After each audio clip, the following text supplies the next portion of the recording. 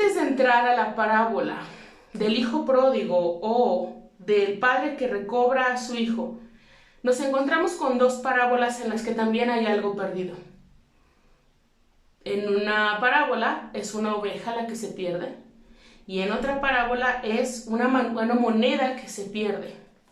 La oveja se pierde y lo asombroso de esta parábola es que hay un hombre dispuesto a ir a buscar a esa oveja donde sea que se encuentre y realiza una labor de manera activa. Y en la pérdida de la moneda, con una mujer que la busca, también hay una búsqueda activa. La mujer empieza a barrer toda la casa, a mover las cosas, a acomodar hasta que encuentre la moneda. En ambos casos es algo muy interesante y también es inquietante, es chocante, es un relato que debe ser chocante. Son relatos que deben chocar, que deben incomodar, porque la lógica podría ser, es una oveja de 100. ¿Y por una oveja de 100 te vas a arriesgar? ¿Por una oveja de 100 vas a arriesgar a las 99 que están guardadas? ¿Porque las vas a dejar sin supervisión? Es un animal. ¿Tanta es tu preocupación por una borrega menos que puedas vender? O lo que hacemos en nuestra sociedad actualmente, que es para sentir menos culpa, mire esto bien, para sentir menos culpa y menos malestar por lo que pasa en nuestra sociedad, echamos culpa sobre la víctima. Así es. ¿Cómo andaría vestida? Se lo buscó por andar a esas horas afuera. Seguramente estaba involucrado en el narco, etcétera. Andaba ebrio o qué sé yo. Y sea o no cierto, es también muy cierto que nosotros utilizamos esos detalles para minimizar la pérdida o el hecho de que la violencia se ejerció, porque podemos sentir mucha culpa por lo que ha sucedido. Así que procuramos mirarlos de esa manera. La televisión nos enseña también eso. Nos muestran, sobre todo la televisión clásica, nos muestran personajes buenos y personajes malos.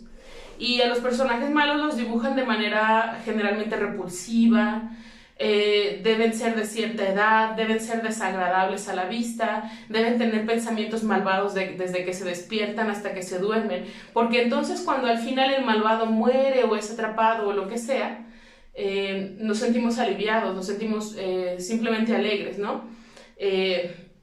Por supuesto que no estoy diciendo que provoca mucho malestar estar delante de alguien que ha arrebatado una vida, saber que alguien ha agredido, que ha violado o que ha robado, etc.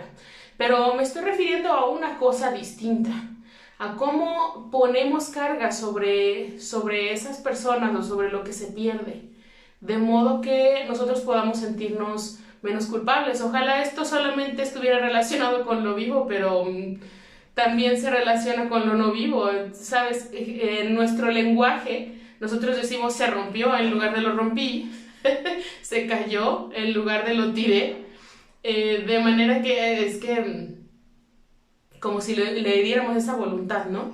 De haber dicho, este lugar no me gusta, me caigo y me rompo. Y lo usamos muy a menudo cuando leemos esta parábola del padre que recupera a su hijo o del hijo pródigo. También nosotros estamos viendo la parte del hermano mayor que dice, que se fue y que gastó, de manera que el enojo se pueda sustentar, que el malestar se pueda sustentar en lugar de alegrarse por su retorno, ¿no? Este joven de todas maneras tampoco es el villano de la historia. Si yo estuviera en su lugar, y yo creo que lo estuve como hermana mayor, da mucho coraje como hermana mayor y también como una persona que creció en la iglesia.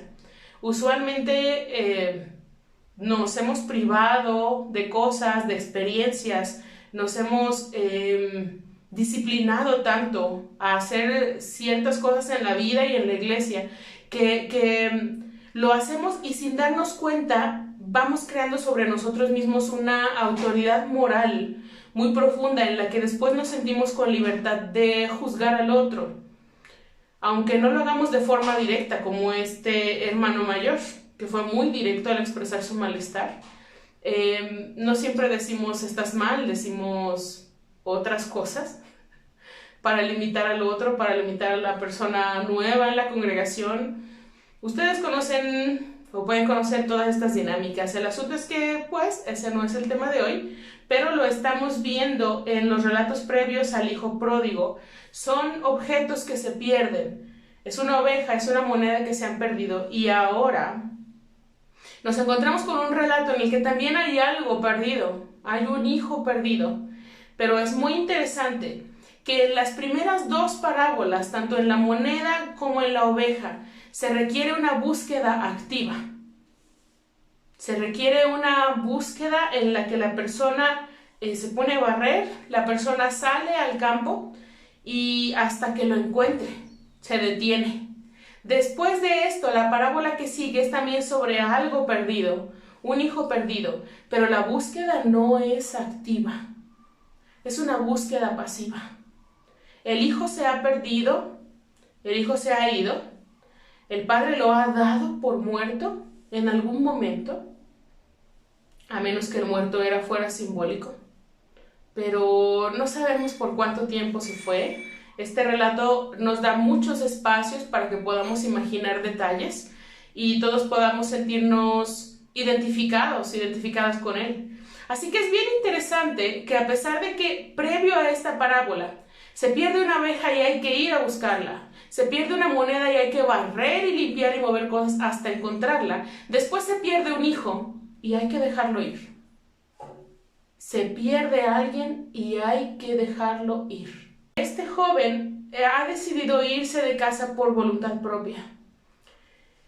Y la búsqueda de él, la búsqueda se convierte también en una búsqueda personal.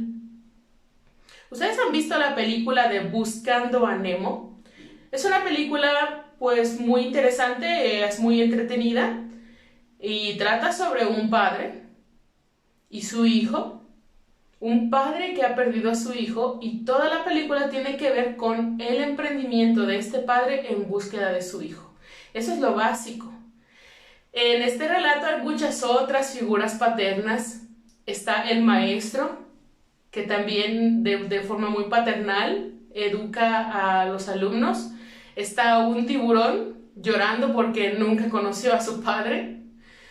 Mi parte favorita es la de la tortuga, el padre que es una tortuga, porque le enseña una de las cosas más valiosas al papá de Nemo durante su travesía, una de las cosas más importantes de lo básico que él tiene que aprender, que es que tiene que soltar, tiene que dejar ir, tiene que dejar que su hijo aprenda por su propia cuenta, que su hijo cometa sus propios errores y que experimente el mundo.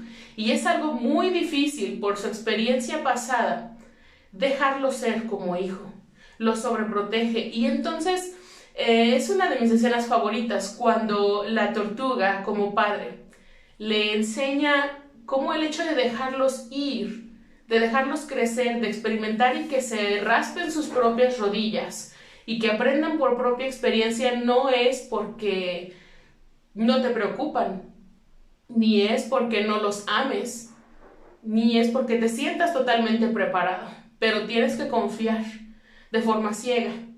Y ese es uno de los aprendizajes más importantes que Marlin, el papá de Nemo, tiene que aprender. Y esta búsqueda por un hijo se convierte en una búsqueda por él mismo. Marlin aprende que tiene que dejar ir, que tiene que dejar ser, que tiene que confiar en la capacidad de su hijo. Y a veces esta confianza no es del todo sencilla.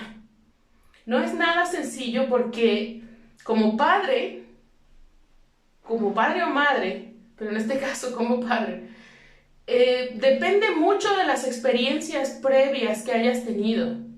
Depende mucho de lo cercano que te hayas sentido a perder o no a un hijo o a una hija. Y todo esto, en las experiencias pasadas, vamos y las proyectamos después en lo que sea que nosotros estemos criando o cuidando. Me cuesta muchísimo podar una planta y tirar las podas. Me cuesta mucho.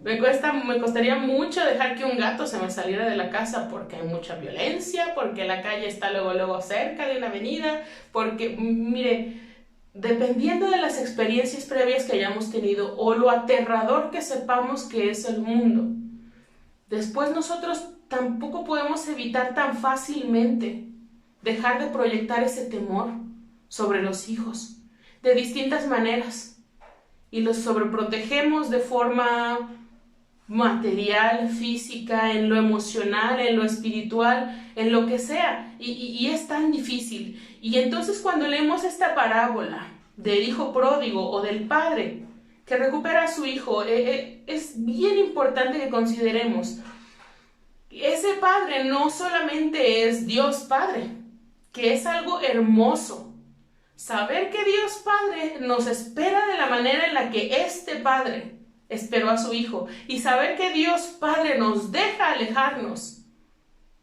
sin agredirnos, que no nos amarra, saber que Dios Padre nos ama en nuestras salidas y nos ama en nuestro retorno, es algo maravilloso. Pero como parábola, considerando que este relato es mucho más importante por los símbolos, porque en los símbolos todas podemos sentirnos identificados. Cuando leemos esta parábola decimos, está bien duro ser papá, está bien duro procrear y después criar, está bien difícil, mis respetos para quienes hacen esto. Cuando escuchamos al hijo decirle a su padre, dame la herencia que me corresponde, generalmente interpretamos esto como al hijo le importó, no le expresó nada de afecto, diciéndole, quiero la herencia, me está faltando que te mueras para recibir lo que yo quiero. Y es algo bien duro, ¿no? Porque puede suceder. Pero no hace falta llegar a ese punto para interpretar esta parábola. Ustedes, padres y madres, han heredado en vida y han dado voto de confianza con recursos a sus crías en algún momento. Desde pequeños, cuando les das dinero y ya sabes en lo que lo van a gastar y tú dices, y en eso lo van a gastar. ¿Dónde va a quedar eso después? Adiós a este dinero, pero le sueltas dinero. Le vas enseñando que se administre, cada familia va poniendo sus reglas sobre las mesadas, sobre el dinero que se les da para el almuerzo en la escuela, etc. Sobre los regalos que son de dinero en cumpleaños, en Navidad, lo que sea, y les van soltando. Les vas soltando la responsabilidad de una habitación para él, para ella sola. Le vas soltando la experiencia de ir a la escuela en autobús, caminando, y uno va soltando porque la manera en la que ellos aprenden, igual que tú aprendiste, es experimentando. Y tú quisieras evitar que le rompan el corazón o que se vaya y se lo rompa de hocico por cómo quiere a los demás. Y tú quisieras evitar que se rompa o que lo rompan, pero no puede hacerlo porque tiene que aprender. Tiene que rasparse sus propias rodillas. Tiene que aprender lo que es seguro y lo que no. En el proceso no puedes evitarle diversión y alegría porque podría ser peligroso. Y no puedes evitarle aprendizaje de ese que no se aprende en la seguridad del hogar. Y no puedes evitarle el aprendizaje de ese que no se aprende en la escuela de forma académica. Y es tan difícil querer tanto, amar tanto a alguien y tener que verlo partir, tener que verlo llorando por lo que le sucedió, por lo que se provocó o le provocaron, verle frustrado porque no encuentra el camino adecuado, porque está batallando más de lo que esperaba o de lo que tú esperabas, Y es algo difícil. Uno lee esta parábola y dice, ¿el reino de los cielos es semejante a eso? ¿La familia es eso? La dificultad de dejar ir porque amas. Justo después de que encontramos esas dos parábolas en las que porque amas, ¿qué importa que los demás le den poco valor a una oveja de 99? Mi 100 de ovejas es mi 100 y todas son importantes, y va y busca. Y la moneda se pierde y mi moneda es mi moneda y barro y muevo porque esa moneda tiene que aparecer. Y cuando aparece es un fiestón enorme que sale y le dice a las vecinas, mi moneda, y no dice cómo reaccionaron las vecinas, ¿verdad? Puede ser que le hayan seguido la fiesta y que dijeran, tu moneda, exacto, o que dijeran, ¿eso celebras?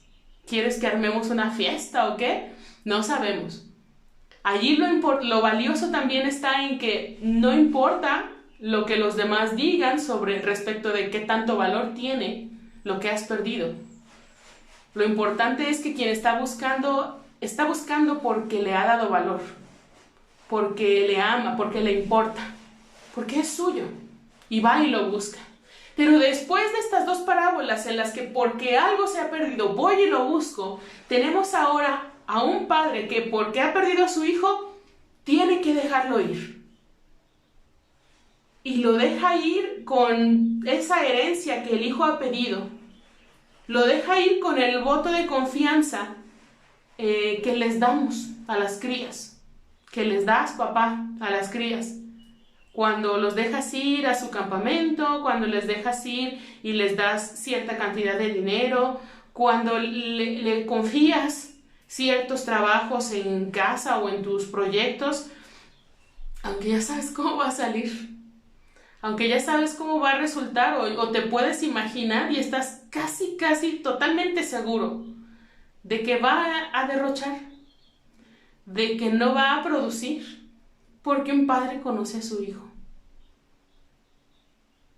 Sobre todo en esta historia en la que el padre vive con ellos, el padre está presente y ha participado de la crianza y tú sabes lo que criaste, tú sabes lo que engendraste. Y el relato no nos lo dice, pero nos da ese espacio para imaginar. Y el padre sabía lo que tenía. El padre sabe cuál hijo está interesado e involucrado en los negocios suyos desde el principio. ¿Cuál hijo siente que es responsabilidad suya crecer y comprender el negocio porque lo va a heredar, porque tiene que perpetuarlo? Y sabe qué hijo no está interesado en el negocio familiar, qué hijo no está interesado en las rutinas que experimenta en casa, qué hijo siente que le ha quedado pequeño el lugar donde habita y entonces dice, no me quiero esperar. Dame la parte que me corresponde y el padre se la da. No es fácil aplicar ese voto de confianza, sobre todo cuando casi seguro estás de que va directo a estrellarse. Pero eso ha pedido y entonces el padre, a diferencia de las primeras dos parábolas, en lugar de ir a buscarlo, tiene que dejarlo ir. Porque no es una moneda ni una borrega que no sabe que se perdió. Es una persona que de propia voluntad decide que quiere hacer las cosas de manera distinta. Es una persona que está segura de que es eso lo que quiere hacer, aunque no sabe para nada o desconoce mucho de las consecuencias de su decisión. Pero el padre hace esta inversión. Económicamente es una inversión perdida, es dinero que ya no va a haber de nuevo. Pero el padre sabe que hay algunas cosas que el hijo no ha logrado aprender en casa, en su comodidad, donde lo tiene todo. Prueba de eso es el análisis que el hijo hace después, alejado. ¿Cuántos jornaleros en casa de mi padre? Este hijo va a aprender en su propia experiencia lo que no ha logrado aprender en la comodidad y en la protección de su casa. Y entonces hay que saber dejar ir.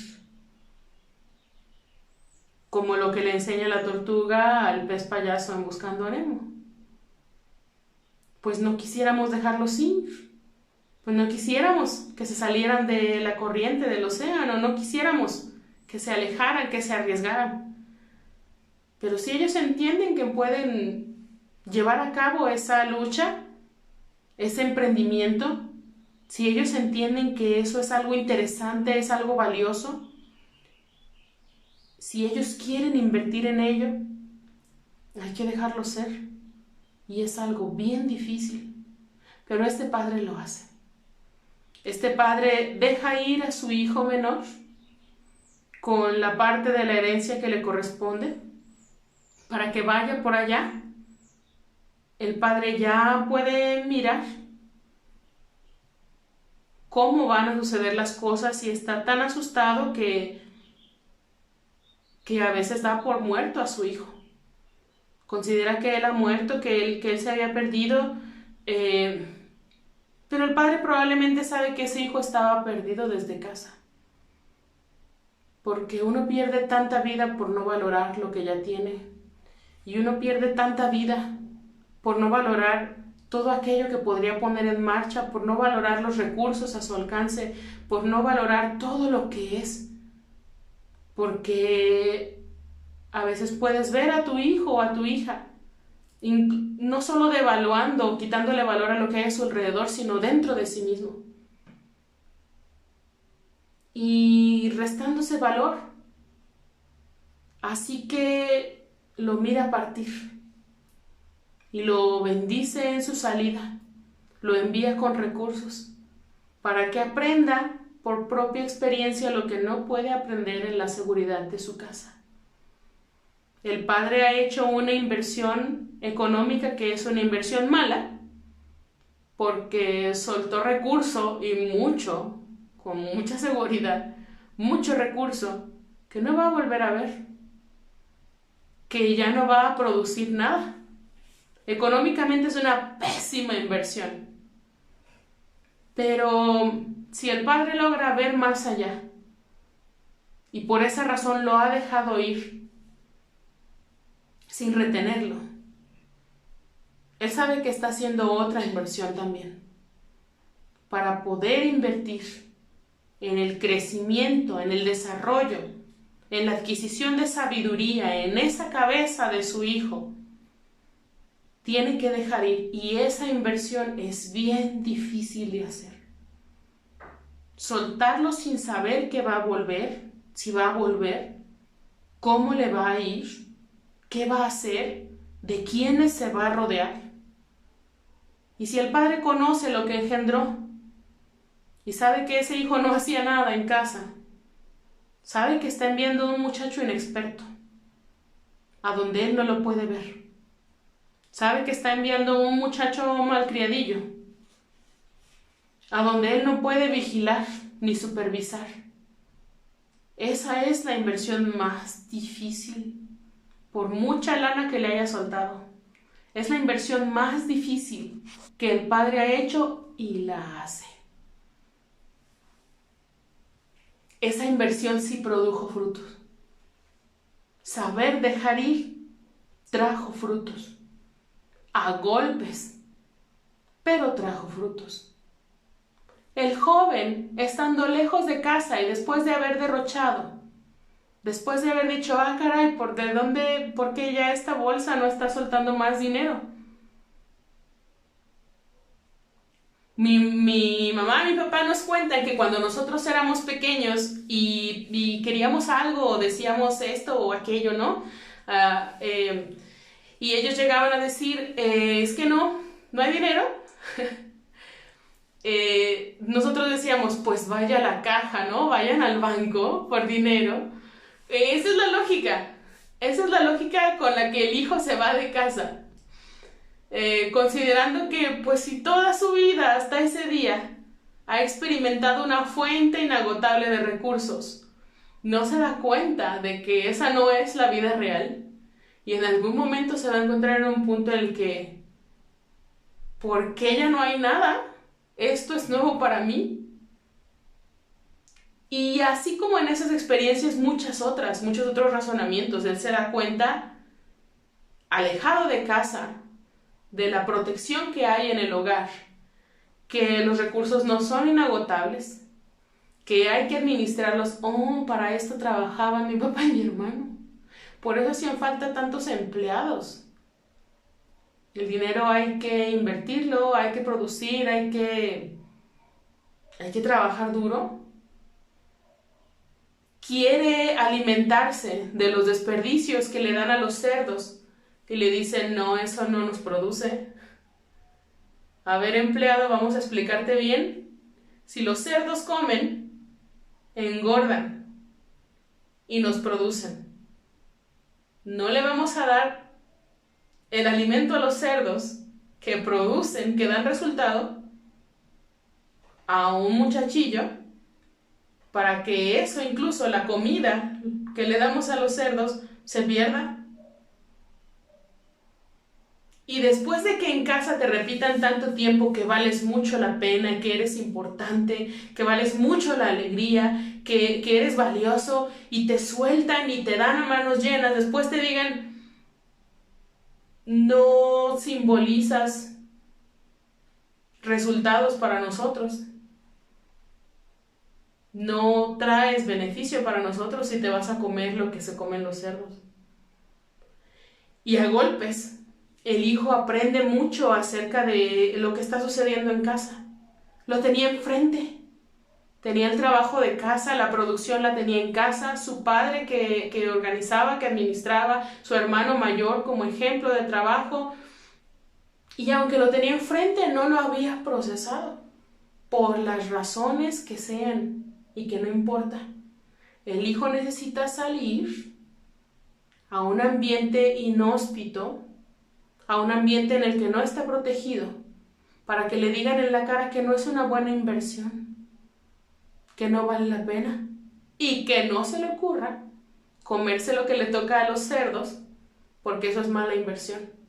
El joven empieza a aprender tanto y a recapacitar tanto, que lo que dice no es, pues si soy hijo de mi padre, vuelvo y ya, quizá me den por muerto, me van a celebrar tanto, que quizá ni se den cuenta de todo lo que se perdió. De donde mi padre sacó, puede producir más, así es él. Soy el hijo de mi padre y regreso. Tanto aprendió el joven de lo que no había aprendido en casa, protegido, con recursos inagotables para él, que lo que dice es, comen mejor los empleados de mi papá. No había comprendido cómo se manejaban los asuntos en casa.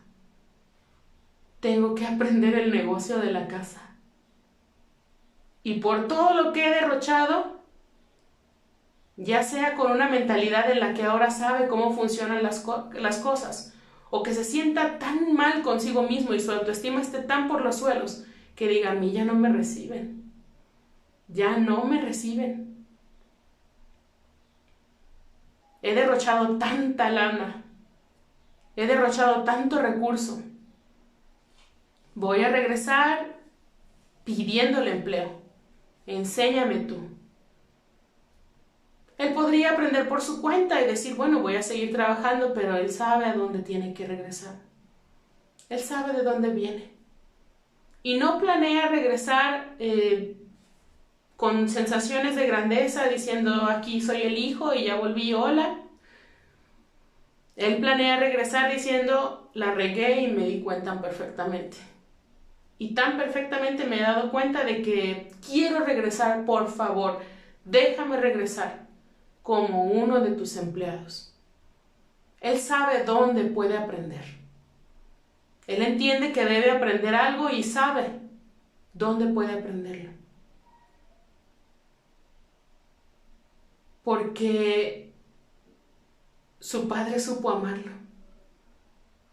Su padre supo darle un voto de confianza y dijo, ese hombre que me dio, sabiendo que lo iba a derrochar todo porque me conoce, puede tener la misma generosidad para enseñarme, desde cero que me enseñe, para demostrarme a mí mismo que sí soy enseñable, para demostrarle a él mismo que no soy una mala inversión. Y el joven decide hacer eso. Su padre lo espera Lo leemos en el relato. Y nos parece muy admirable. Y nos parece lindo y nos parece muy propicio porque nosotros conocemos la historia completa y sabemos que el hijo va a volver. Pero el padre, si nosotros seguimos con la historia y la imaginamos, no sabe si su hijo vuelve o no. Pero sale y lo espera todos los días. En nuestra comunidad, en nuestra sociedad, hay muchos padres que salen y esperan a su hijo perdido, que salen y esperan por justicia, por su hija asesinada, que siguen esperando a la puerta,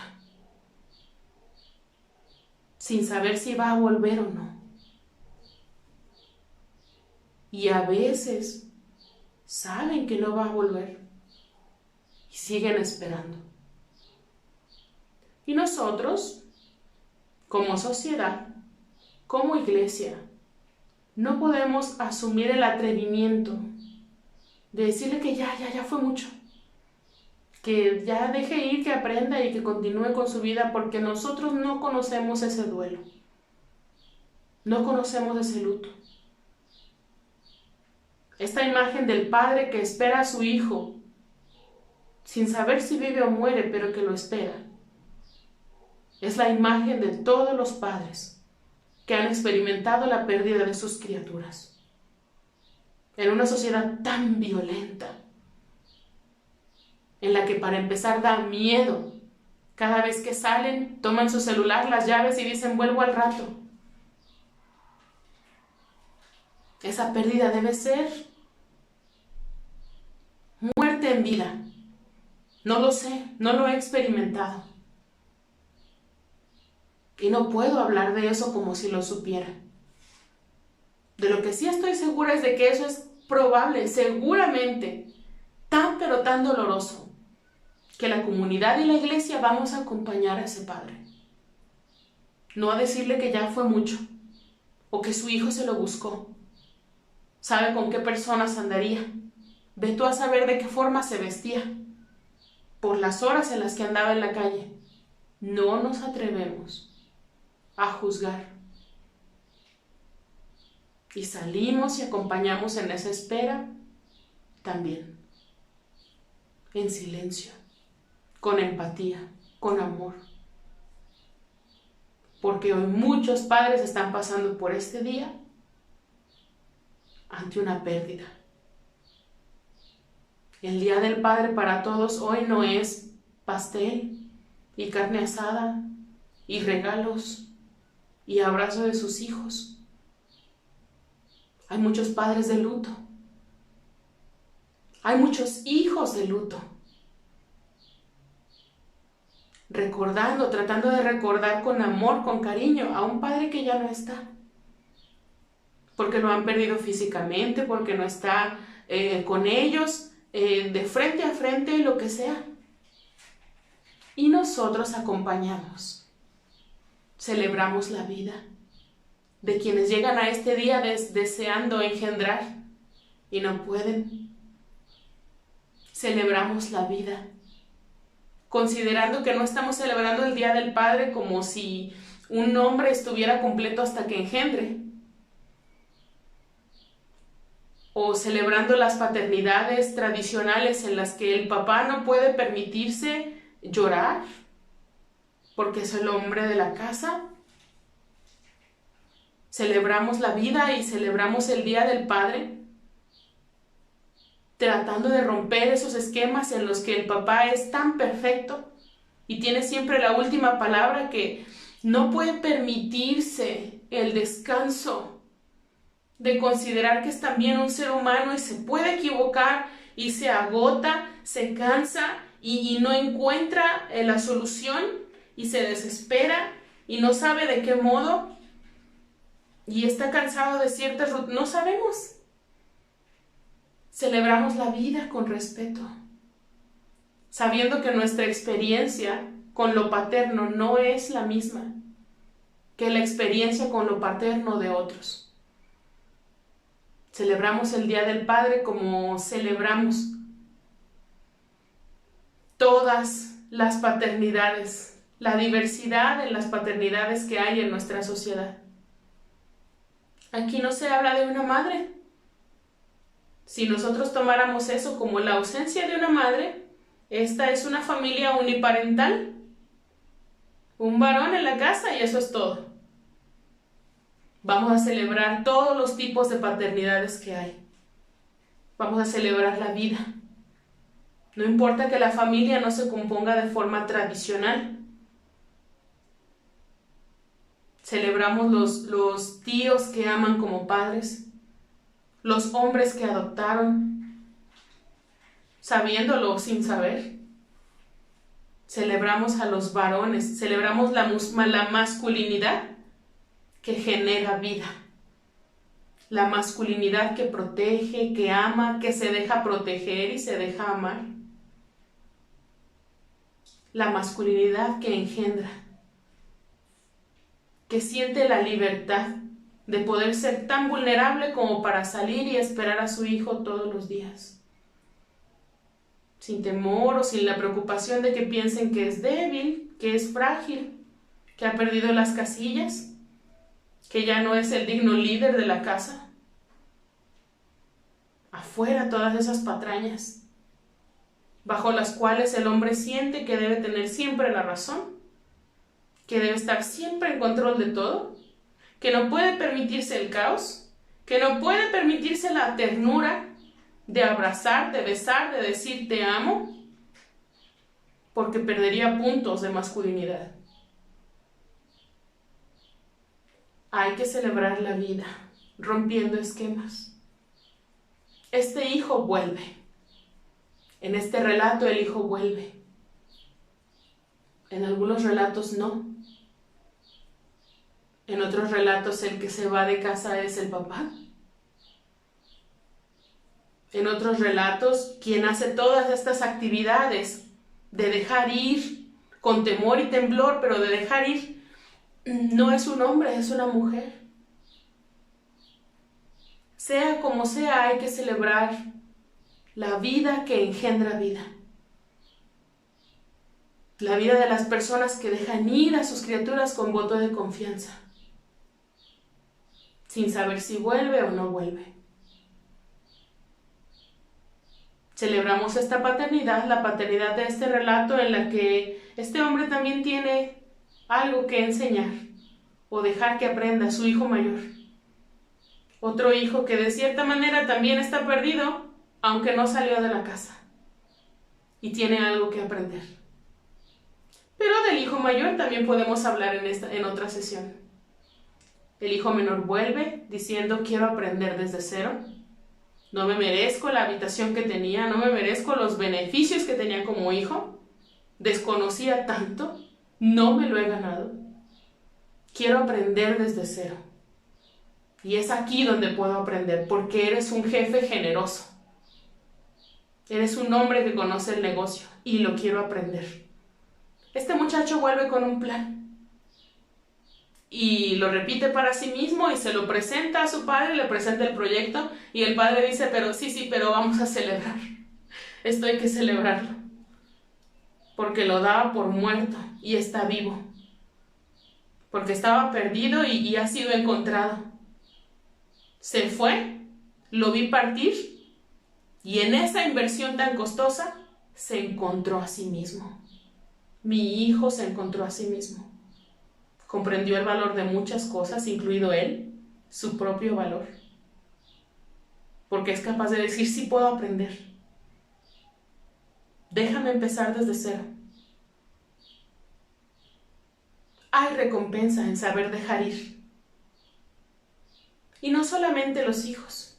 Hay tantas cosas que necesitamos dejar ir, que tú como papá necesitas soltar. Solamente tú sabes qué es lo que tienes que dejar ir. No siempre es un hijo. A veces son preconcepciones, a veces son ideas muy arraigadas sobre la paternidad o sobre la masculinidad. A veces como hijos hay que saber dejar ir a los papás. Cuando fallecen, cuando se van de casa. Sea como sea, hay mucho que aprender. Y saber dejar ir nos lo permite.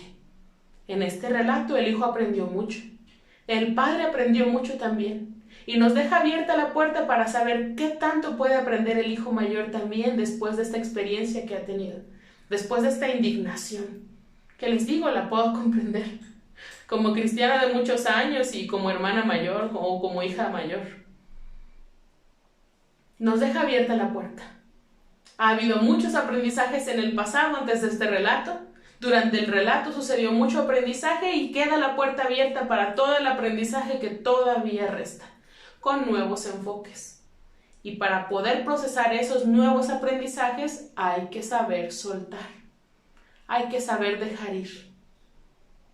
Hay que saber dejar ir a las personas, hay que saber dejar ir las ideas que tenemos muy arraigadas, hay que saber dejar ir las comodidades, todo lo que podríamos enlistar que se dejó ir en este relato, que podemos leerlo y que podemos imaginarlo, lo que se habrá dejado ir. Aprendamos a soltar y celebremos la vida. Celebramos el día de hoy las paternidades en su diversidad de expresiones. Celebramos la vida de papá que está a nuestro lado, celebramos la vida de papá que ha salido de viaje y que está lejos, celebramos la vida de papá que falleció, pero que sus obras permanecen con nosotros. Celebramos la vida de papá dentro de nosotros, aunque físicamente no esté.